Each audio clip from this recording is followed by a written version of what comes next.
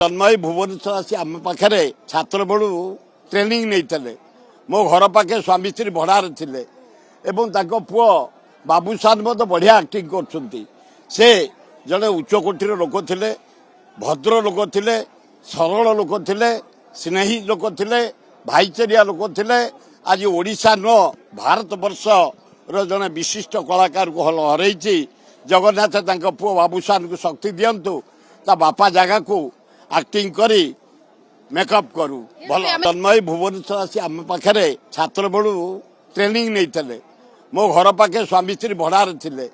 पुओ बाबूसान बढ़िया एक्टिंग कर जड़े उच्चकोटीर लोक थे भद्र लोक थे सरल लोक थे स्नेही लोक थे भाईचारिया लोक थे आज ओडिशा न भारत वर्ष